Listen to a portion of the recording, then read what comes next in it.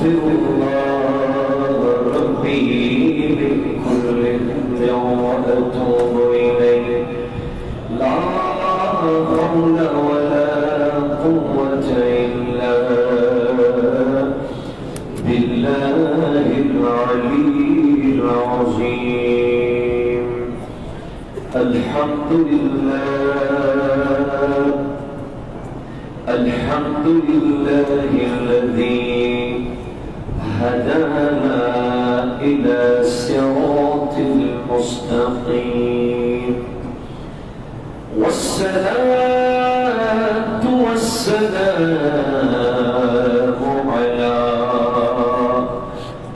من كان نبيا وآدم بين الماء والطين، وعلى آله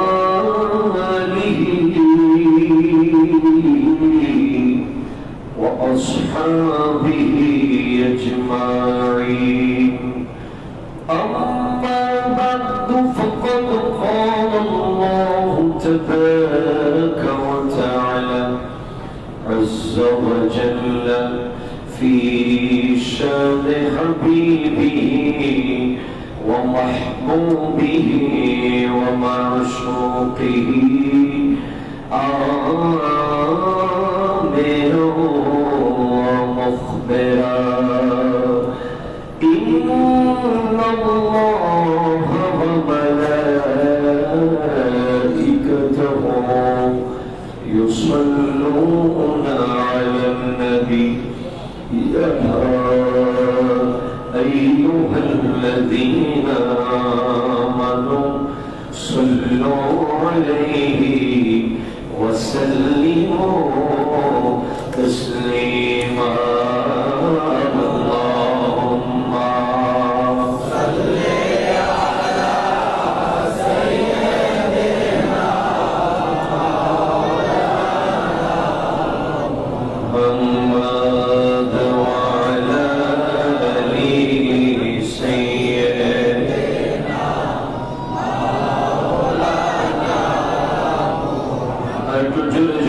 يا الله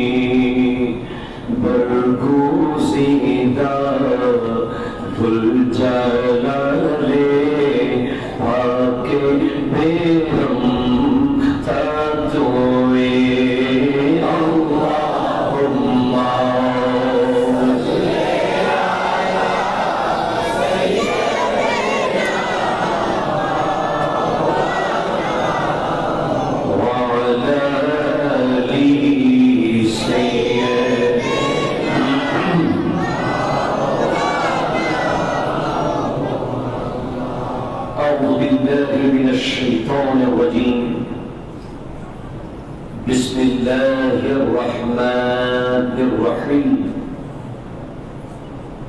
لهم البشرى في الحياة الدنيا والآخرة لا تبديل لكلمات الله ذلك هو الفوز العظيم. وقال النبي صلى الله عليه وسلم في حديث القدسي: وإن قال الله تعالى: وإن سألني لأعطينه. صدق الله مولانا العظيم وبلغنا رسوله النبي الأمين المكين الكريم الرؤوف الرحيم. ونحن على ذلك لمن الشاهدين والشاكرين والحمد لله رب العالمين رب صل وسلم وبارك عليه يا عربي يا قرشي يا هاشمي يا لقبي يا مكي يا مدني يا مطلبي চিৎকার দিয়ে বলুন ইয়া রাসূলুল্লাহ আওয়াজে বলুন ইয়া হাবিবাল্লাহ ইয়া নবী আল্লাহ ইয়া নূর আল্লাহ ইয়া রাহমাতাল লিল আলামিন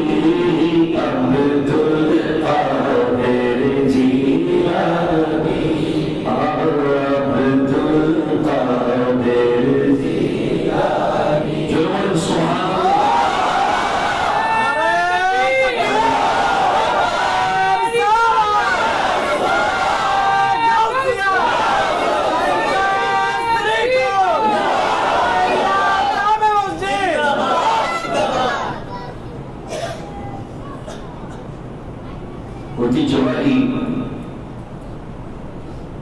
খিলগাঁও তাহরিয়া কমপ্লেক্স কেন্দ্রীয় জামে মসজিদের সম্মানিত মুসল্লিয়ানে কেরাম, মুরব্বিয়ানে নিজাম, পর্দার আড়ালের মুস্কুরাত খাওয়াতিন, মা ও বোনেরা, আসসালামু আলাইকুম ওয়া রাহমাতুল্লাহি ওয়া বারাকাতুহু।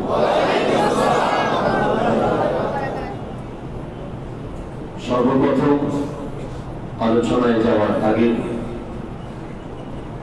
দুটি লাইন আমি সুরে সুরে বলেছি, সেগুলো দলিলটা পেশ করি, আমি চলে যাই। অলিদিগের রাজা মহারাজ, যিনি অলি আল্লাহদের মধ্যে যিনি মহারাজ।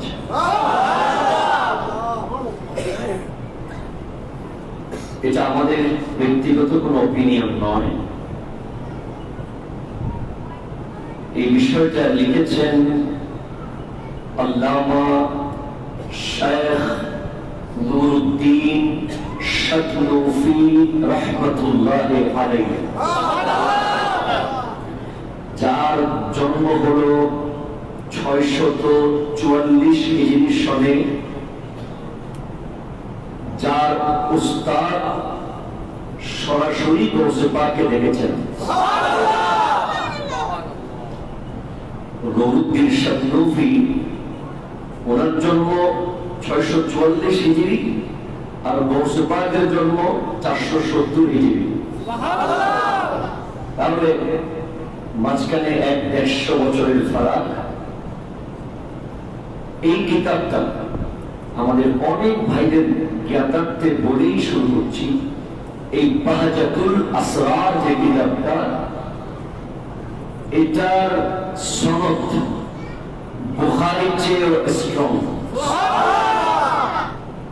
যদি বলেন কেমনে? কারণ এই কিতাবে গৌসে পাকের শানে আব্দুল কাদের জিলানী রাদিয়াল্লাহু তাআলার শানে যে ঘটনাগুলো এসেছে, সবগুলো এসেছে যিনি লেখক তিনি এবং গৌসে পাক দুজনের মাঝখানে মাত্র দুজন ব্যক্তি। মাত্র কজন? দুজন। অর্থাৎ গৌসে পাকের ছাত্র, গৌসে পাকের শাগির্দ, যিনি সরাসরি গৌসে পাককে দেখেছেন, এই কিতাবের লেখক সরাসরি তাকে দেখেছেন। সুতরাং এখানে মাঝখানে জাল বানানোর কোন সুযোগ নাই, কোন দুর্বলতার সুযোগ নাই। গৌসে পাক যা বলেছেন, বায়াত দুজন হয়ে আল্লামা নুরুদ্দিন শাতনুফি রাহমাতুল্লাহ আলাইহি এই কিতাবে তা লিখেছেন। এখন আপনি বলতে পারেন, এই কিতাবটা যে নুরুদ্দিন শাতনুফি রাহমাতুল্লাহ আলাইহি ঠিকভাবে লিখেছেন, সেটা কেউ কি জাস্টিফাই করে দেখেছে?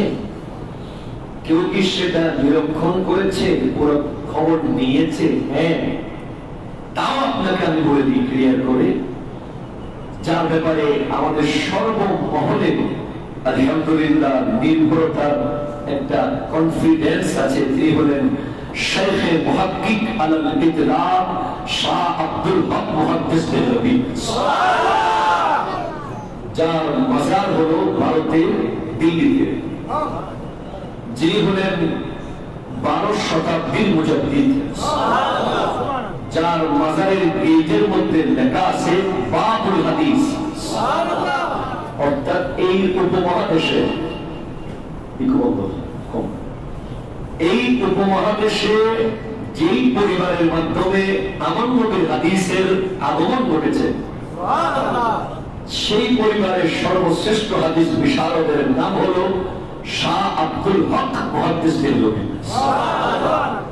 উনি ওনার কিতাব দরবুল আকদাম, সুবহানাল্লাহ, দরবুল আকদাম কিতাবের মধ্যে উনি উল্লেখ করে দিয়েছেন যে গাউসে পাকের আব্দুল কাদের জিলানী রাদিয়াল্লাহু তাআলা আনহুর শানে সবচেয়ে বিশুদ্ধ কিতাব হলো নুরুদ্দিন শাতনুফি রাহমাতুল্লাহ আলাইহি লেখা বাহাজাতুল আসরার। তাহলে এখন যা বলবো সেই বিষয়গুলো নিয়ে আর কোনো কিলোকাল থাকতে পারে না। এই যে আমি বললাম, বিপদেতে পড়ি যখন ডাকি তোমায় দস্তগীর, বিপদ থেকে উদ্ধার করো ওগো মোদের বড় বীর। এখন আমাদের অনেক ভাইয়ের প্রশ্ন আসতে পারে যে বিপদ থেকে তো আল্লাহ উদ্ধার করবেন, বড় বীর কিভাবে উদ্ধার করবেন? এই প্রশ্নটার আশাটা স্বাভাবিক, একদম স্বাভাবিক, খুব সহজ। হ্যাঁ, সেটা গৌসে পাক তার বাহাজাতুল আসরার কিতাবের মধ্যে উনি উল্লেখ করে দিয়েছেন, ওনার জবানে পাক থেকে সরাসরি ওনার ছাত্র শুনেছেন, ওনার ছাত্র থেকে আল্লামা নুরুদ্দিন শাতনুফি রাহমাতুল্লাহ লিখে দিয়েছেন, ইজা সাআলতুমুল্লাহা হাজাতান ফাসআলুহু বি, যখন তোমরা আল্লাহর কাছে কিছু চাইবে, আমি আব্দুল কাদেরের নামের ওসিলা দিয়ে চাইলে সাথে সাথে আল্লাহ তোমাদেরকে দিয়ে দেবে। এটা গোসবাক নিজে বলেছে, এটা ওনার নামে ওসিলা চাইতে বলেছেন। আবার বুখারী হাদিস, আমি গত জুমাতে ওয়ান কাইন্ড অফ ক্লাস এসে গেছে, আমি বুখারীর একটি হাদিস উল্লেখ করেছিলাম যে আল্লাহর এমন কিছু বান্দা আছে যারা নিজেদের কলবকে এত বেশি ট্রান্সপারেন্ট করেছে, এত বেশি স্বচ্ছ করেছে, এখান থেকে লোভ, লালসা, হিংসা, বিদ্বেষ, দুনিয়া, দাড়ি, বাড়ি, গাড়ি, জমিদারি, পরিবার, সন্তান সব কিছুকে নফল বানিয়ে শুধু কলমের কামরার ভিতরে জায়গা দিয়েছে আল্লাহ এবং রাসূলকে। আরো যদি বলেন ভাই সুবহানাল্লাহ। সাফা, পরিচ্ছন্নতা, সেখান থেকে তারা সুফি হয়েছে। সুফি হওয়ার পরে তাদের দৃষ্টি, তাদের পাওয়ার, তাদের ক্ষমতা এত বেশি হয়ে গেছে, তারা জমিনে বসে আসমানে কন্ট্রোল করে। সুবহানাল্লাহ। আসমান থেকে জমিনে কন্ট্রোল করে। যেমন আপনি আমাকে প্রশ্ন করতে পারেন, হুজুর এসব কি বলেন? হ্যাঁ ভাইজান, সূরা নামল আপনি খুলেন, সূরা নামল, সেখানে আপনি পেয়ে যাবেন হযরত সুলাইমান আলাইহিস সালামের উম্মতের একজন বড় ওলির ঘটনা কোরআনুল কারীমে আল্লাহ উল্লেখ করে দিয়েছেন। ওই রানী বিলকিস সুলাইমান আলাইহিস সালামের কাছে স্বর্ণের ইট পাঠিয়েছিলেন, স্বর্ণের ইট গিফট হিসেবে। তো সুলাইমান আলাইহিস সালাম ওনার জিনদেরকে ঘোষণা দিলেন, আদেশ দিলেন, ওনার জিন যে সমস্ত উম্মত ছিল, মুরিদ ছিল, বলে রানী বিলকিস আমার এখানে ইনভাইটেড হয়েছে, সে মুলকে সাবা থেকে 1000 কিলোমিটার হেঁটে হেঁটে আসবে, বা যেভাবে আসবে গোটা রাস্তাটা স্বর্ণ বানিয়ে দাও। তাফসীরে খুললে আপনারা পাবেন ওই আয়াতগুলো। তো ওখানে উনি মিটিং ডাকলেন যে বিলকিস তো আসবে, সে আসার আগে আগে তার একটা সিংহাসন আছে যেটা 80 ফুট লম্বা, 40 ফুট প্রস্থ, আবার যার খুঁটি মাটির নিচে 40 ফুট, ওটা কে আনতে পারবে? তখন একজন জিন হাত তুলে কোরআনুল কারীমের আয়াত হয়ে যায় সুলাইমান আলাইহিস সালামের সেই ঘটনা। একজন জিন হাত তুলে বলে, যার নাম ইফরিত, সে বলে ওয়াকালা ইফরিতুম মিনাল জিন্নে আনা আতিকা বিহি ক্বাবলা আন তাকুনা মিন মাকানিক, আপনি এই মিটিং শেষ করার আগে আগে আমি ওই সিংহাসন আপনার সামনে হাজির করে দেব। সুলাইমান আলাইহিস সালাম বলেন, না না না, এত লেটে আনলে হবে না, আরো আগে আনতে হবে, দূরত্ব 1000 কিলোমিটার, সিংহাসন 80 ফুট লম্বা, আনতে হবে আরো কম সময়ে। তখন একজন আল্লাহর ওলি যার নাম আসিফ বিন বারকিয়া, যিনি দাঁড়িয়ে গেলেন, উনি বলতে লাগলেন, আনা আতিকা বিহি ক্বাবলা আন ইয়ারতাদ্দা ইলাইকা তারফুক, আপনার চোখের পলক পড়ার আগে সিংহাসন হাজির করে দেব। ফালাম্মা রাহু মুস্তাকিরান ইনদাহু, চোখের পলক পড়ার সাথে সাথে দেখেন বাদশা সুলাইমান, নবী সুলাইমানের পাশে বিলকিসের সিংহাসন হাজির হয়ে গেছে।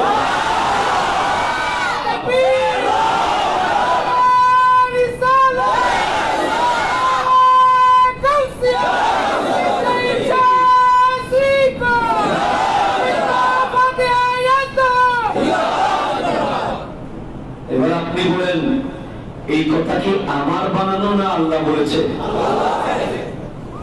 আমার সমস্ত উলামায়ে কেরাম, বিভিন্ন ছাত্র ভাইদের দৃষ্টি আকর্ষণ করছে, এটা সরাসরি কোরআনের আয়াত। এখন আপনাকে আমি গৌসে পাকের সামনে ঢোকার আগে আমি ওখান থেকে ঘুরে আসার উদ্দেশ্য হলো, সুলাইমান আলাইহিস সালামের উম্মতের ওলি যদি আরো জোরে সুলাইমান আলাইহিস সালামের উম্মতের ওলি যদি 1000 মাইল দূর থেকে চোখের পলক পড়ার আগে রানী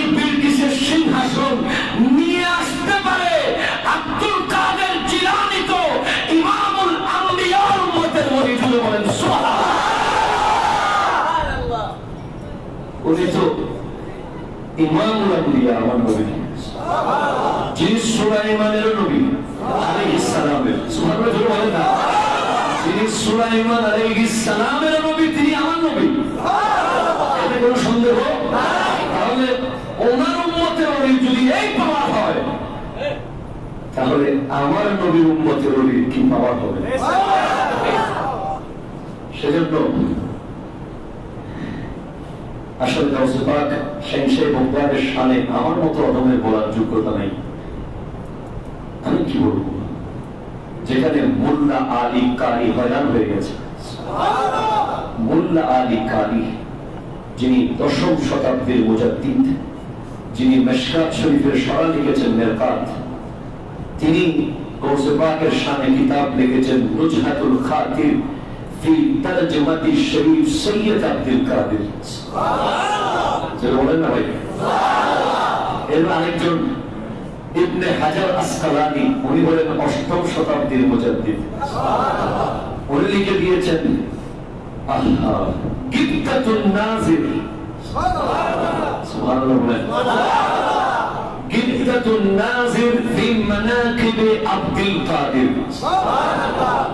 ইবনে হাজার আসকালানি, যিনি হাফেজুল হাদিস, যিনি যার লকব হলো ইবনে হাজার, পাথরের সন্তান, যিনি সহিহ বুখারীর ব্যাখ্যা গ্রন্থ লিখেছেন, তিনি তার কিতাবের নাম দিয়েছেন, কি সুন্দর নাম, নামের ভিতরে কি রহস্য। নাম কিতাবগুলোর নাম বলে দিচ্ছি যাতে আপনারা টেনশন না করেন কোত্থেকে কইতেছে হুজুর, কথা না ঠিক কিনা বলেন না। আমাদের দেশে তো এখন কিছু বললেই কোথায় আছে, কিছু বললে কোথায় আছে, কোথায় আছে সেগুলো আগে বলে দিলাম, পরে কি আছে সেটা বলবো। তো ইবনে হাজার আসকালানি রাহমাতুল্লাহ নাম দিয়েছেন গিবতাতুন নাজির।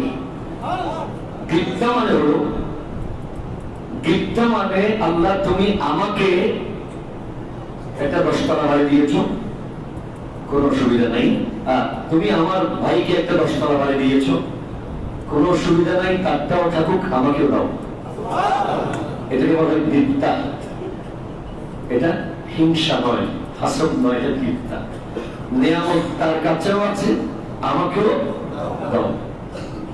তো ইবনে হাজার আসকালানি ওনার কিতাবের ভিতরে, কিতাবের নামের ভিতরে এমন দোয়া করে দিলেন, ওনার কিতাবের নামটা ওয়ান কাইন্ড অফ মুনাজাত। সুবহানাল্লাহ বলেন। ইবনে হাজার আসকালানি রাহমাতুল্লাহ আলাইহির কিতাবের নামটাই হলো একটা মুনাজাত। সুবহানাল্লাহ বলেন। উনি লিখেছেন গিবতাতুন নাজির। গিবতা মানে, আমি যেটা বললাম, আমাদের হাকিম সাহেবের একটা বাড়ি আছে, ওনারটাও থাকুক, আল্লাহ আমাকে একটা দেখ। আমাদের জামাল সাহেবের একটা বাড়ি আছে, ওনারটাও থাকুক, আমাকে একটা দেখ। আমাদের হযরত আলী সাহেবের একটা বাড়ি আছে, ওনারটাও থাকুক, আল্লাহ আমাকে একটা দেখ। এটাকে গিবতা বলে। আর ওনারটা দোষে যাক, আমাকে একটা দেখ, এটা হলো হিংসা। এটা কি? এটা হাসাদ, এটা হারাম। এটা যার কাছে থাকবে সে কখনো নবীজির দিদার পাবে না। তো ইবনে হাজার আসকালানি লিখতে লাগলেন, ওনার কিতাবের নাম দিচ্ছেন নাম গিবতাতুন নাজির। নামের মানে যারা বিচক্ষণ, জ্ঞানী, গুণী, দক্ষ, উচ্চাঙ্গের জ্ঞানী গুণী। ফি মানাকিব আব্দুল কাদের। গাউসে পাকের মানাকিব মানে ফজিলত, শান। উনি বলতেছেন ওনার এই কিতাবের নামের ভিতরে আল্লাহ আপনি আব্দুল কাদের জিলানীকে যে মর্যাদা দিয়েছেন, সেই মর্যাদা ওনার কাছে থাকুক, আমাদেরকেও কিছু কিছু দেন। এটা হলো ইবনে হাজার আসকালানির কিতাবের নাম, যেটা গাউসে পাকের শানে তিনি লিখেছেন। যাই হোক, আমি যেটা বলতে চেয়েছি, রব্বুল আলামিন কোরআনুল কারীমের যে ইরশাদ করেছেন, আমি গত জুমাতে সূরা ইউনূস শরীফের ৬২ নম্বর আয়াত থেকে তিলাওয়াত করেছিলাম। আলা ইন্না আউলিয়া আল্লাহি লা খাউফুন আলাইহিম ওয়া লা হুম ইয়াহজানুন আল্লাযীনা আমানু ওয়া কানু ইয়াত্তাকুন। আজকে আয়াত তিলাওয়াত করেছি, লাহুমুল বুশরা ফিল হায়াতিদ দুনিয়া ওয়াল আখিরাহ। যারা আল্লাহর ওলি, তাদের জন্য সুসংবাদ দুনিয়াতেও আছে, আখিরাতেও আছে। লা তাবদীলা লিকালিমাতিল্লাহ। আল্লাহ যেই ওয়াদা করেন, যেই কথা বলেন, সেখানে কোনো হেরফের হবে না। দেখুন, আপনারা যদি আমার সাথে থাকেন, আমি ধারাবাহিকভাবে গৌসে পাকের শান বলে যাব, ইনশাআল্লাহ থাকবেন তো? উনি 470 হিজরি সনে বাগদাদ থেকে 400 কিলোমিটার দূরে গিলান শহরে জন্মগ্রহণ করেছেন। ওনার বাবার নাম হলো আবু সালেহ মুসা জঙ্গি দোস্ত। ওনার মায়ের নাম হলো উম্মুল খায়ের ফাতেমা। উনি নজিবুত তরফাইন সৈয়দ। উনি বাবা এবং মা দুই দিক থেকে সৈয়দ, একদিক থেকে হাসানি আর একদিক থেকে হুসাইনি। প্রথমে একটু বাবা মার দিকে যেতে হবে। ওই যে ট্রান্সপারেন্সি, স্বচ্ছতা। আপনি যদি গাছ থেকে ভালো ফল আশা করেন, গাছটাকে আগাছা মুক্ত রাখতে হবে, গাছটাকে পরিচ্ছন্ন রাখতে হবে, যাতে করে গাছ থেকে ভালো ফল আসে। আমরা আমাদের সন্তানদেরকে যখন বিয়ে শাদী করাই, সাধারণত যেটা নিয়ম হয়ে গেছে পৃথিবীর এখন, আমরা একটা ভালো জব আছে কিনা দেখি, একটা ভালো ইনকাম সোর্স আছে কিনা দেখি, তার বংশ পরিচয় দেখি, তার ফ্যামিলি স্ট্যাটাস দেখি, সামাজিক অবস্থান দেখি, অনেক কিছু রিকোয়ারমেন্ট থাকে। সব দেখার পরেই আমরা সিদ্ধান্তে বহু কষ্ট হয়ে যায় পৌঁছে যেতে। যত দিন কিয়ামতের আগে আগে আসছে, তত আমাদের চাহিদা বেড়ে যাচ্ছে। কিন্তু গাউসে পাকের নানা হযরতে আব্দুল্লাহ সওমানি, ওনার ঘরে একটা কন্যা, যে কন্যার নাম উম্মুল খায়ের ফাতেমা। ওই কন্যাটা এত বেশি পরহেজগার এবং আল্লাহওয়ালা, যেই রমণী 18 পারা কুরআনুল কারীমের হাফেজা ছিলেন। কয় পারা বাবা? 18 পারা। এত বেশি নেককার, যেটা কোনো মিসাল দেওয়া যাবে না। তো বাবা তো হয়রান হয়ে গেলেন, এত নেককার। আমাদের কারো কন্যা যদি ডাক্তার হয়, তখন আমরা আপ্রাণ চেষ্টা করে একটা ডাক্তারকে বিয়ে দিই, ঠিক কিনা বলেন না? তো উনি তো ডাক্তার না, উনি নেককার, মুত্তাকি, মুত্তাকিয়া, সর্বোচ্চ। বাবা তো হয়রান হয়ে গেলেন, এই মেয়ের জন্য পাত্র কোথায় পাই? বিয়ের সময় বেড়ে গেছে, পাত্র খোঁজার জন্য কোন প্রতিষ্ঠানে, কোন ইন্ডাস্ট্রিতে, ব্যাংকে, ফ্যাক্টরিতে যাওয়ার তো অবস্থা তখন। উনি পাত্র খুঁজতেছেন পাহাড়ে পর্বতে। ভাই সুবহানাল্লাহ বলেন। কিছুক্ষণ পরে হঠাৎ দেখে এক ভদ্রলোক আসে, এসে বলে, বাবা কিতাবের দুটা শব্দ, একটা সেট ফল এসেছে, একটা আপেল। আমার খুব প্রচন্ড খিদা লেগেছে, আমি খিদার চোটে নদীর পাড়ে যখন পানি খেতে গেলাম, তখন দেখি একটা আপেল ভেসে ভেসে আসতেছে। আমি সেটা খেয়ে নিয়েছি, সম্পূর্ণ জায়েজ সেটা খাওয়া। কারণ আমার নবীর হাদিসে আছে, তোমরা গাছ থেকে পেরে খেতে পারবে না, তবে পড়ে থাকলে সেটা খেতে পারবে। পেরে খাওয়া অনুমতি নেই। এখন উনি তো আল্লাযীনা আমানু ওয়া কানু ইয়াত্তাকুন, উনি তো ওই মুত্তাকি যিনি সর্বোচ্চ লেভেলের, জায়েজ কিংবা নাজায়েজ যেটাই হোক, যেখানে চুল পরিমাণ রব্বুল আলামিনের সাথে দূরত্ব হচ্ছে মনে হবে, ওই সমস্ত কাজ বন্ধ করে দেওয়াই হচ্ছে সর্বোচ্চ মুত্তাকি। সুবহানাল্লাহ। উনি গিয়ে দেখলেন এটা কি আপনার? বলে হ্যাঁ আমার। আমি আপনার কাছে মাপ চাইতে আসলাম, কিন্তু আমি খেয়ে ফেলেছি, এখন আমি কি করতে পারি, আপনি আমাকে একটু মাফ করে দেন। কিয়ামতের মাঠে তো ওখানে আর আপেল গাছ পাওয়া যাবে না, ওখানে তো আপেলের দোকানও পাওয়া যাবে না যে আপনাকে আমি ফেরত দেব।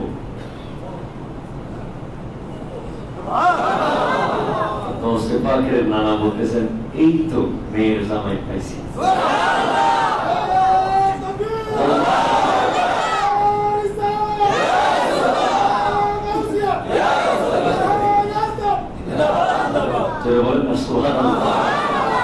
মেয়ের জামাই মানে বংশ কোথায়, বাড়ি কোথায়, ঘর কোথায়, বাবা কে, মা কে, চাকরি কি, ব্যবসা কি, খাবে কি, খাওয়াবে কি, কোনো কিছুর কোনো খবর নাই। মেয়ের জামাই মানে বলে আমি তো মেয়ের জামাই ঠিক করতে এসেছি কোরআনের আয়াত অনুযায়ী, আমি তো দুনিয়াবি সিস্টেমে ঠিক করতে আসি নাই। আমার মেয়ের জামাই honours, masters, MBA, BCS, FCPS, MBBS আছে কিনা দেখতে আসি নাই, আমি দেখতে এসেছি ইন্না আকরামাকুম ইনদাল্লাহি আতকাকুম। আল্লাহ বলেছে আমার কাছে সবচেয়ে বড় সনদদারি সে যে সবচেয়ে বেশি তাকওয়াবান আল্লাহওয়ালা। কারণ আমি তো দেখতে পেলাম যে মানুষটা একটা আপেল খেয়ে সেটার জন্য ক্ষমা চাইতে মালিক খুঁজতে এসে গেছে। আমরা তো বড় বড় বিল্ডিং খাই ফেলতেছি, দোকান খাই ফেলতেছি, ফ্ল্যাট বাড়ি খাই ফেলতেছি। আল্লাহ ব্যাপার আছে, আপনার পেট থেকে কেন ওই বের হচ্ছে না? আপনার সন্তান কেন মার্ডার কেসের আসামি হয়ে যাচ্ছে? সে কেন বেনামাজি হচ্ছে? কারণ তাল গাছে তাল আসবে, বেল গাছে বেল। কথা বলে ঠিক কিনা বলে না? উনি গেলেন, আরো অবাক হবেন আপনারা এখন। বলে বাবা তোমার তো মাপ নাই। একটা আপেল খাইছি, মাফ করবেন না? না, কিসের মাপ? যাও গোটা বাগানে যত গাছ আছে সব তুমি পরিচর্যা করবে। কতদিন করতে হবে? যতদিন আমি চাই। তুমি কি মাপ চাও? জি মাপ চাই। আচ্ছা 1 বছর হইল, বাবা আমার আপেলটার জন্য কি মাপ পেতে পারি? না না না, কাজ করো, মাপ নাই। 1 বছর, 2 বছর, 3 বছর, 4 বছর, 10 বছর, 12 বছর। আল্লাহর ভয়, তাকওয়া কাকে বলে? কোন পেট থেকে আসবে? আব্দুল কাদের জিলানী। কোন পেটের মধ্যে আব্দুল কাদের জিলানী আছে? 12 বছর পরে এসে এখন কি পাবো মাপ? আচ্ছা দেখি একটা কাজ করো, তোমাকে একটা পরীক্ষা করি, শেষ পরীক্ষা। যাও ওই বাগানের থেকে একটা আপেল নিয়ে আসো। আমাদেরকে যদি কাউকে এরকম একটা আপেল বাগানের দায়িত্ব দিত, বর্তমান যুগের আমাদের মালিক এসে 12 বছর পরে গাছও পাইতো না, মাটিও পাইতো না। এই যুগে আমরা এখন আসি, মাটি কুড়ি বিক্রি করে দিত, গাছ তো থাকতোই না। কথা বলে ঠিক আছে? এই যে আমাদের অনেক ভাই আমরা দেখি দোকানে গেছে আঙ্গুর কেনার জন্য, 1 কেজি আঙ্গুর দেন, 4 ঘন্টা টক টক খাই ফেলেছে। তোমার আঙ্গুর শুধু মাপার সময় দাও, এখন তুমি টাকা দাও নাই, তোমারটা হাতে আসে নাই, তুমি 2 টাকা দিয়ে খাই ফেলে গেলে টেস্ট দেখতেছি।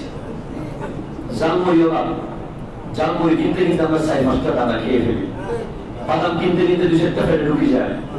কি বাবা এটা কি? একটা দানা, একটা সরিষার দানা খাওয়ার অধিকার নাই। এরপর বলে আপেল নিয়ে আসো। আহা, উনি আপেল একটা ছেড়ে নিয়ে গেলেন, আবু সাদের মোসার জঙ্গির দোস্ত। বলেন না, দেখো এটা কাঁচা। কি তুমি এতদিন ধরে কাজ করতেছো, কোনটা পাকা ফল কোনটা কাঁচা ফল তুমি কি চিনো না? বলে হুজুর ভুলে একটা খাইয়া 12 বছর কাজ করছে, এই জন্য কোনোদিন ভয়ে আপনার আপেলের দিকে ভালো করে তাকাই দেখি নাই পাকাটা কেমন আর কাঁচাটা।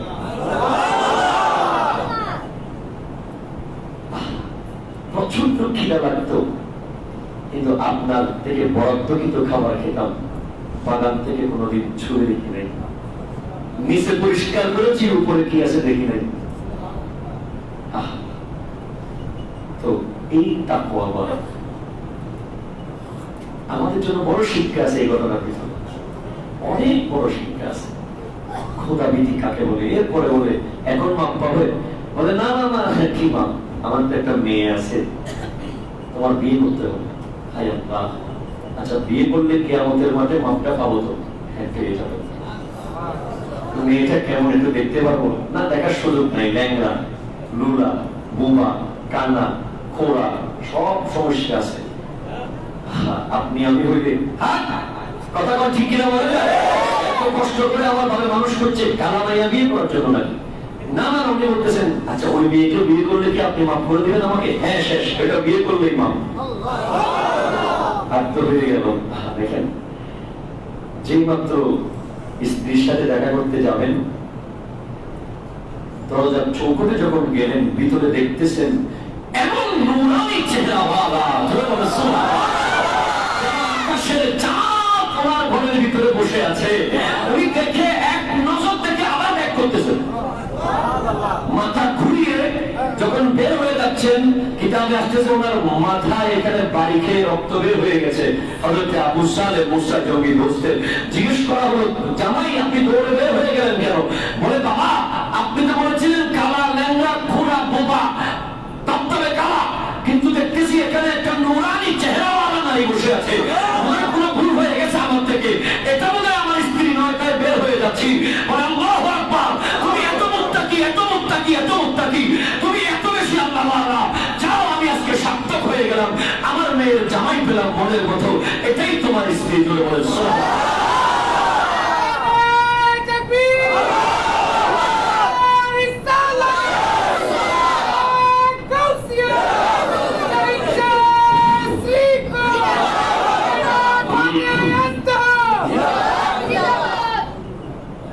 এরপরে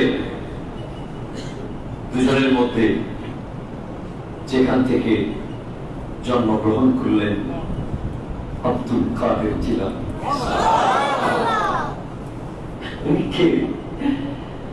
আমরা শরীয়ত পালন শুরু করি বালেগ হওয়ার পরে। বালেগ হওয়ার পরে আমাদের শরীয়তের মাসলা আমরা পালন করা শুরু করি। আর শাহিন শাহে বাগদাদ ওই জাত যিনি জন্মের আগে থেকে শরীয়ত শুরু করে দিয়েছে। যদি বলেন হুজুর কিভাবে? উনি ওনার মায়ের পেটের ভিতরে থাকতেই 18 পারা মুখস্থ করে নিয়েছে। কিভাবে? ওনার আম্মা জান, আমাদের মায়েরা তো, আমাদের মাদেরকে বলছে, আপনারা একটু বলে দেবেন, পেটের সন্তান নিয়ে ইন্ডিয়ান সিরিয়াল দেখে, কথা কন না, ঠিক কিনা বলেন? টেলিভিশনে বিভিন্ন নাটক, সিনেমায় মত্ত হয়ে যায় না। ওই পেটে যখন সন্তান এসে যায়, তখন আপনার উচিত বেশি বেশি কোরআন কারীমের তিলাওয়াত করা, বেশি বেশি আল্লাহর জিকির করা। গাউসে পাকের আম্মা জান কোরআন শরীফ পড়তেন, আর পেটে থেকে থেকে গৌসুল আজম শাহিন শাহে বাগদাদ মুখস্থ করতেন।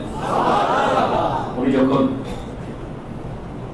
পেটের ভিতরে কোরআনের আয়াতগুলো শুনতেছেন, আল্লাহ চাইলে কি সেই ক্ষমতা দিতে পারে না? পারে কি পারে না? বলেন না। আল্লাহ কি চাইলে পারে না? অবশ্যই পারে। আল্লাহ যদি ওনার ওলির মাধ্যমে 1000 কিলোমিটার দূর থেকে, মাইল দূর থেকে বিলকিসের সিংহাসন আনাতে পারে, আল্লাহ আব্দুল কাদের জিলানীকে পেটের ভিতরে কোরআন শরীফ মুখস্থ করার ক্ষমতাও দিতে পারে। দিয়েছেন। ওখানে তিনি 18 পারা যেহেতু মুখস্থ, ও খেয়াল করেন গভীর নোক্তা, 18 পারার ভিতরেই সূরা বাকারার ভিতরেই রমজানের আয়াত আছে। আরে ভাই সুবহানাল্লাহ বলেন। يا أيها الذين آمنوا كتب عليكم الصيام كما كتب على الذين من قبلكم لعلكم تتقون। এই আয়াত 18 পারা লাগবে না, 1-2 পারার ভিতরেই আছে।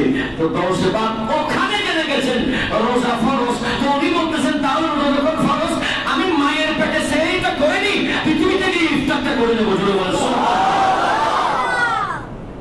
এজন্য দেখল জগৎবাসী তাহার বেলায়েতি শান, ধরায় এসে প্রথম দিন করেননি দুধ পান। আপনি কিতাবে দেখেন, পড়ে দেখেন। শাবান মাসের শেষ দিন নির্দিষ্টভাবে কেউ সূর্য দেখে নাই, চাঁদ দেখে নাই, কেউ সন্দেহ করে রোজা রেখে দিয়েছে।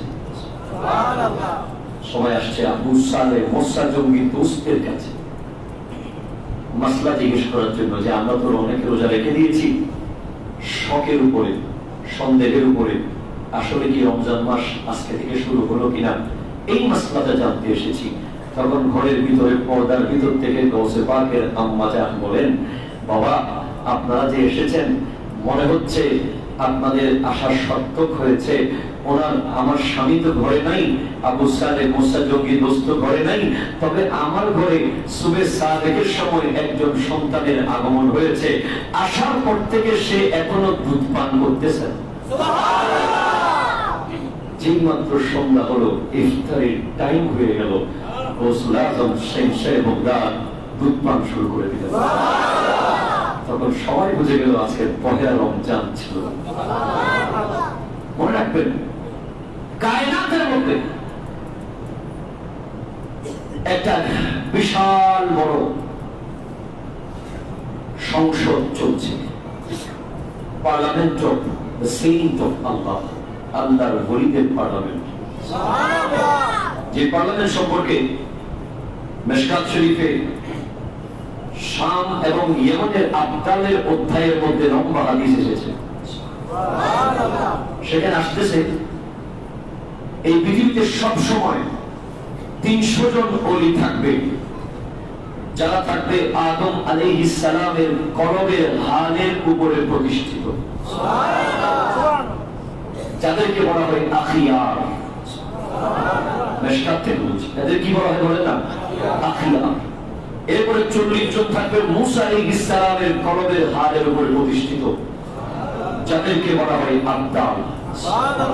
এরপরে 7 জন থাকবে ইব্রাহিম আলাইহিস সালামের হালের উপরে প্রতিষ্ঠিত কলবের, তারা হলো আবরার। এরপরে 5 জন থাকবে জিবরাইল আলাইহিস সালামের কলবের হালের উপরে প্রতিষ্ঠিত, তারা হলো আওতাত। সুবহানাল্লাহ। এরপর 3 জন থাকবে মিকাইল আলাইহিস সালামের কলবের হালের উপরে প্রতিষ্ঠিত, যারা হলো নকিব। আর 1 জন থাকবে ইসরাফিল আলাইহিস সালামের কলবের হালের উপরে প্রতিষ্ঠিত, যার নাম হলো গাউস, যার নাম কুতুব।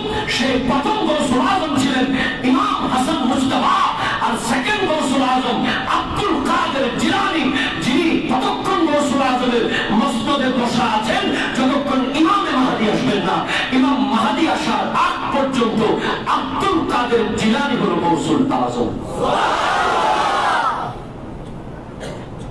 গৌসুল আজম মানে আল গৌসু হুয়াল কুতুবুল্লাযী ইস্তাগাসু বিহি। গৌস বলা হয় যার কাছে কিছু চাওয়া যায় এবং যার ওসিলায় দোয়া কবুল হয়ে যায় আল্লাহ দেওয়া ক্ষমতায়। ক্ষমতা দেওয়া কার? ব্যক্তিগত ক্ষমতায় নয়। কার ক্ষমতা? আল্লাহ ওনাকে স্পেশালি সেই ক্ষমতা দিয়েছেন। আমি আপনাদেরকে বুখারী থেকে বলেছি, যিনি 40 বছর এশার রজু দিয়ে ফজরের নামাজ পড়েছেন, সুবহানাল্লাহ, যিনি এমন বড় ওলি ছিলেন, সাথে এত বড় আলেম ছিলেন, যার এলমি দুনিয়ার অবস্থা শুনলে আপনারা অবাক হয়ে যাবেন, যিনি কোরআনুল কারীমের এক একটা আয়াতের 40 রকম তাফসীর করতে পারতেন। কয় রকম বলেন না? 40 রকম। আমাদের দেশে তো লেখা নাই, পড়া নাই, মাদ্রাসার বারান্দা দিয়েও কোনোদিন যায় নাই, কোরআন জানে না, হাদিস বুঝে না, ফিকহ জানে না, ফতোয়া জানে না, বড় বড় পাগড়ি পরে পরে, বড় বড় রুমাল লাগাইয়া লাগাইয়া, বড় বড় দরবার সাজিয়ে সাজিয়ে ভণ্ডামির বিশাল বড় জমজমাট ব্যবসা চলতেছে। কথা করে আরো জোরে বলেন ঠিক কিনা? যেখানে ভণ্ডামি বড় ধরনের ব্যবসা বর্তমানে এই দেশের বিভিন্ন প্রান্তে চলছে, কিন্তু গৌসুল আজম শেখ বগদাদ ওই ওলি যিনি বলতে লাগলেন দারাসতুল ইলমা হাত্তা সিরতু কুতুবান, আমি কুতুব হয়েছি ইলম অর্জন করতে করতে। জোরে বলেন সুবহানাল্লাহ। ইলম অর্জন করতে করতে আমি কুতুব হয়েছি। যিনি বলতে লাগলেন ওয়া কুল্লু ওয়ালিয়িন আলা কদমিন ওয়ালিয়্যি আলা কদমিন নবী বদরিল কামালি, আমার কদমের নিচে আমি আছি মুস্তফার কদমের নিচে, যিনি 18 বছর বয়সে ওনার বাবা দুনিয়া থেকে পর্দা করার পরে উনি কি কঠিন, ওনার ঘরে একটা গরুর বাছুর ছিল। মনে রাখবেন, রব্বুল আলামিন যাদেরকে খুব বড় নিয়ামত দেন তাদের উপর থেকে পাওয়ার ছায়া তুলে দেন। আপনি আমার নবীকে দেখেন, জন্মের আগে বাবা দুনিয়া থেকে চলে গেছে, গরিব নওয়াজের আব্বাও দুনিয়া থেকে চলে গেছে, গৌসেবাদের আব্বাও চলে গেছে। তো ঘরে একটা গরুর গাভী ছিল। মা বলে, বাবা তুমি এটা নিয়ে যাবে, মাদ্রাসায় যাওয়ার সময় এটা বিলের মধ্যে দিয়ে দেবে, ঘাস পাতা খাবে, আসার সময় নিয়ে আসবে আবার। এটা থেকে যেই দুধ পাবো, যা কিছু পাবো তা দিয়ে আমাদের সংসার চলবে। যেই মাত্র গৌসুল আজম শেনশে বাগদাদ ওই গাভীর লাগাম ধরলেন বাইরে নিয়ে যাওয়ার জন্য, গাভীর জবান খুলে গেছে। সে বলছে, ওমা বিহাজা উমিতা, আপনাকে গাভী নিয়ে বিলে যাওয়ার জন্য বানানো হয়নি, আপনাকে গরু গাভী নিয়ে জমিতে যাওয়ার জন্য আপনার সৃষ্টি হয়নি, এবং আপনাকে সেটা আদেশও দেওয়া হয়নি। আপনার কষ্ট করে আমাকে ধরে ধরে নিতে হবে না, আমি নিজ দায়িত্বে চলে যাব এবং কারো জমির খাবার খাবো না। আমি যেগুলো আমার জন্য চাই সেগুলো খাবো এবং আমি নিজ দায়িত্বে চলে আসবো আমার ঘরে। একটা বালতি দিয়ে দিতে বলবেন, আমি নিজ দায়িত্বেই আমার দুধগুলো ছেড়ে দেব। পরে বুঝলেন যে ওনার দায়িত্ব এটা নয়। গাভী কথা বলা শুরু করে দিয়েছে। মাকে বলেন, মা আমি চলে যাবো বাগদাদে লেখাপড়া করার জন্য। মা বলছেন ঠিক আছে। তখন যখন গৌসুল আজম শেনশে বাগদাদে গমন করলেন, তখন পৃথিবীর এমন কঠিন অবস্থা ছিল, দুটা ফেরকা বড় মারাত্মক, একটা শিয়া আর একটা হলো মুতাজিলা। আব্বাসীয় খেলাফত চলছিল তখন। আব্বাসীয় খেলাফতের আমলে গৌসে পাক শেনশে বাগদাদে গমন করলেন। শিয়া এবং সুন্নিদের মধ্যে মারাত্মক দ্বন্দ্ব চলতেছিল। শিয়া কারা আপনারা ভালো করে জানেন। শিয়া হলো ওরা যারা সাহাবায়ে কেরামকে বিদ্বেষ করে, সিদ্দিক আকবরকে মানে না, ফারুকে আজমকে মানে না, উসমান গনি, মওলা আলীকে মানে না। মওলা আলীকে শুধু মানে, বাকি তিনজনকে মানে না। আর মুতাজিলা কারা, যারা কবর মানে না। নাউজুবিল্লাহ জুড়ে বলে না, যারা বলে কবরে কোনো আযাব তাযাব নাই, বাস চলে গেছি শেষ। এরপরে তাদের আকীদা হলো মুতাজিলাদের যে কোরআনুল কারীম অন্য সব সৃষ্টির মতো একটা সৃষ্টি, এটা ধ্বংস হয়ে যেতে পারে, যেমন ইচ্ছা তেমন করা যেতে পারে। নাউজুবিল্লাহ। আরেকটা আকীদা হলো ওই মিজানের কোনো পাল্লা নাই, কোনো পুলসিরাত বলতে কিছু নাই, এগুলো মুতাজিলাদের আকীদা। পৃথিবীতে এমন কঠিন এক অবস্থা তখন চলছে। আমার নবীর হাদিস অনুযায়ী, ইন্নাল্লাহা ইয়াবআসু লিহাযিহি উম্মতি আলা রাসি কুল্লি মিয়াতি সানাতিন মান ইউজাদ্দিদু লাহা দীনাহা। আল্লাহ প্রত্যেক 100 বছরের মাথায় মাথায় এমন একজনকে জমিনে পাঠিয়ে দেন, তিনি সমকালীন সমস্ত বাতিল ফিরকাকে নিজের এলম দিয়ে, আর যদি বলেন না ভাই সুবহানাল্লাহ, নিজের এলম দিয়ে, তাকওয়া দিয়ে, পরহেজগারি দিয়ে, যোগ্যতা দিয়ে, ফিকহ দিয়ে, ফতোয়া দিয়ে, হাদিস দিয়ে, তাফসীর দিয়ে চলমান সমস্ত বাতিল ফিরকাকে পায়ের তলে পিষে দেয়, আঘাত করে না, জ্ঞান দিয়ে। বলেন ভাই সুবহানাল্লাহ। এখন এমন এমন পীররা আছে যারা বাতিলকে কি রদ করবেন, নিজেই তো বাতিল হয়ে বসে আছে। কোরআনের আয়াত পড়তে বললে ভুল পড়বে, একটা হাদিস পড়তে বললে 10 জন চাবি ধরতে হবে। এরকমও পীর বাংলাদেশে আছে, হাজার হাজার মুরিদ আছে। কথা ঠিক কিনা বলে? এমন একজন জগৎ বিখ্যাত ওলি, যিনি এট এ টাইম ক্লাসের মধ্যে 13 বিষয়ে পাঠদান করতেন।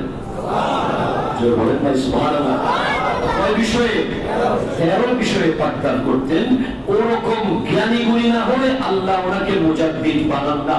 প্রথম শতাব্দীর মুজাদ্দিদ 100 বছরের মাথায় আল্লাহ যাকে পাঠিয়ে দিলেন জমিনের বাতিল ফিরকাকে রদ করে দেওয়ার জন্য, তিনি হলেন ওমর ইবনে আব্দুল আজিজ। দ্বিতীয় শতাব্দীতে যাকে প্রেরণ করে দিলেন রব্বুল আলামিন, তিনি হলেন হযরতে ইমাম আহমদ ইবনে হাম্বল। তৃতীয় শতাব্দীতে ইমাম নাসাই, চতুর্থ শতাব্দীতে ইমাম বাইহাকি, পঞ্চম শতাব্দীতে ইমাম গাজালি, আর ষষ্ঠ শতাব্দীতে এই জমিনের মধ্যে দুজন জগৎ বিখ্যাত জ্ঞানী গুণী ওলি আল্লাহকে আমার আল্লাহ মুজাদ্দিদ হিসেবে পাঠিয়েছেন। তাদের মধ্যে একজন হলো ইমাম ফখরুদ্দিন রাজি, আর একজন হলো আব্দুল কাদের জিলানী। যিনি নিজের যোগ্যতা দিয়ে বহু রকম ফিরকা চলছে, ইসলামকে আঘাত করতে করতে ইসলাম একেবারে রোগাটে হয়ে অসুস্থ হয়ে রাস্তার ধারে গৌসুল আজম যখন যাচ্ছিলেন, দেখে এক ব্যক্তি রোগাটে হয়ে পড়ে যাচ্ছে। গৌসে পাককে বলে, আমাকে একটু ধরেন। আব্দুল কাদের জিলানী রাদিয়াল্লাহু তাআলা ওনাকে ধরলেন। ধরার সাথে সাথে ওই ব্যক্তি মুহূর্তের মধ্যে যুবক হয়ে গেল। বলে, আপনি কে? বলে, আমি কোনো মানুষ নই, আমি হলাম আপনার নানা জানের দিয়ে যাওয়া ইসলাম। আজকে আমাকে শিয়া ফিতনা, মুতাজিলা ফিরকা, বাতিল ফিরকা, বাতিলরা আঘাত করতে করতে দুর্বল করে দিয়েছে। আপনি আসবেন, আমি জানতাম, আপনার অপেক্ষায় ছিলাম, আপনি এসে গেছেন। আজকে আপনি আমাকে আবার জিন্দা করে দিয়েছেন।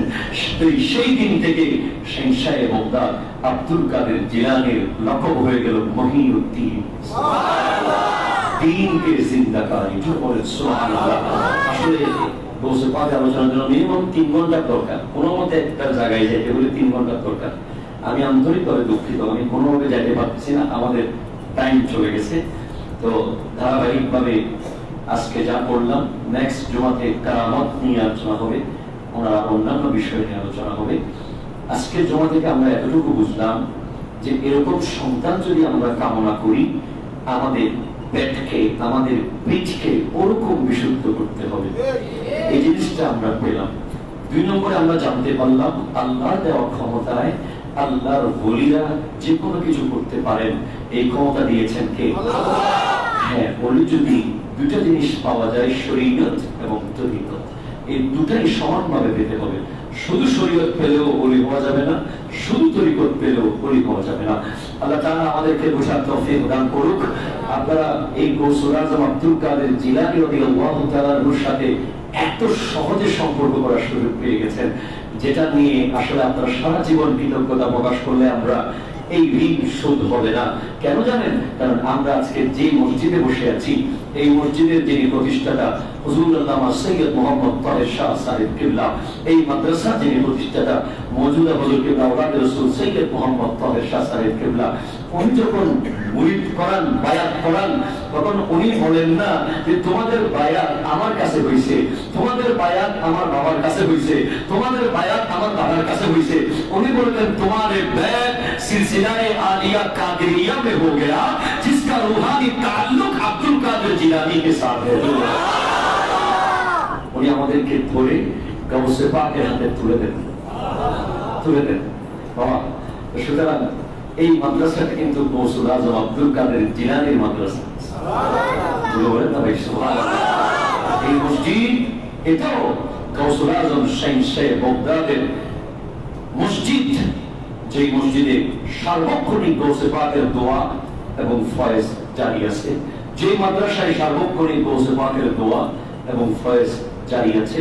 আপনারা সকলে আমাদের এই মাদ্রাসাটাকে একটু দেখবেন মেহেরবানি করে, যাতে করে এই মাদ্রাসায় গৌসে পাকের সৈনিক যেন আমরা তৈরি করতে পারি, যারা সঠিক আকীদার প্রচারক হবে, যারা ওলি আল্লাহর পক্ষে বলবে, ভণ্ডদের বিরুদ্ধে বলবে, কথা বলে, এটা যেন আমরা করতে পারি। আমাদের মাদ্রাসায় চাউল লাগে, প্রতিদিন 1 বস্তা করে চাউল লাগে। এই মাদ্রাসায় 1টা বস্তা চাউল প্রতিদিন লাগে এই বাচ্চাদের খাওয়ার জন্য, যারা হাফেজে কোরআন হচ্ছে, যারা আলেমে দ্বীন হচ্ছে।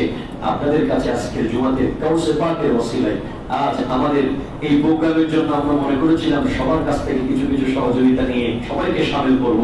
কিন্তু আব্দুল কাদের জিলানী রাদিয়াল্লাহু তাআলা আনহু যাকে কবুল করে তিনি দিতে পারেন। আসলে এটা নসিবে থাকতে হয়। আজ আমাদের টোটাল তাবরুকাতের ব্যবস্থা করে দিয়েছেন আমার মসজিদের দুজন অত্যন্ত হৃদয়বান ব্যক্তি, যাদেরকে আল্লাহ হায়াতে ফিজিল দান করুন, যাদেরকে এত ধন সম্পদ আল্লাহ দান করুক, যেন এই মসজিদটা ওরা নিজের হাতে নিজের চোখে করে যেতে পারেন। জনাব আব্দুল হাকিম সাহেব এবং জনাব শাহজামান সাহেব এই দুজন মিলে আজ গৌসে পাকের তাবরুকাতের ব্যবস্থাগুলো করেছেন। আপনারা মেহেরবানি করে, যদি কারো কাছে কোনো দ্বিধা থাকে, দ্বন্দ্ব থাকে, আমি এই কথা বারবার বলে যাচ্ছি আপনাদের কাছে, চট্টগ্রাম থেকে এসে ওলি আল্লাহ সম্পর্কে, ওলি আল্লাহর কাছে চাওয়া সম্পর্কে, উনি গৌসুল আজম এই ব্যাপারে, এই ধরনের ব্যাপারগুলো সন্দেহ থাকতেই পারে, প্রশ্ন আসতেই পারে, আপনারা আমার সাথে অবশ্যই বসতে পারবেন। আমি সবসময় স্বাগতম জানাবো। আমি যতটুকু জানি আমি আপনাকে জানাবো, আর আপনি যতটুকু জানেন আমাকে জানাবেন। এভাবে আমরা আমাদের এই আকীদাগুলো পরিশুদ্ধ করতে হবে। আমাদেরকে একটা দল বিশাল একটা ষড়যন্ত্রের মাধ্যমে আল্লাহর ওলিদের শান আজমতের মাঝখানে একটা পর্দা দিয়ে রেখেছে, যাতে করে আমরা সেই জিনিসগুলো থেকে বঞ্চিত হয়ে যাই। কিন্তু না, সেটা হতে দেওয়া যাবে না। সঠিক জিনিসটা আমাদের সবাইকে জানতে হবে। আপনারা এই মসজিদে আগামী জুমাতে আল্লাহ তাআলা আমাদের সকলকে আসার তৌফিক দান করুন, এরপর থেকে গৌসে পাকের শান শোনার তৌফিক দান করুন, এবং আপনারা সবাই মিলে মাঝে মধ্যে চেষ্টা করবেন মসজিদে একটা একটা করে চালের বস্তা দিয়ে দেওয়ার জন্য। ওই চালের এক একটা দানা যাবে হাফেজে কোরআনদের পেটে, ইয়েতিম সন্তানদের পেটে। আল্লাহ তাআলা আমাদেরকে কবুল করুন। আজকের মতো আমাদের মাহফিল প্রোগ্রাম শেষ হওয়ার পরে, আখিরে মোনাজাতের পরে সকলে তাবরুক গ্রহণ করে যাবেন। আমরা যাওয়ার সময় মসজিদে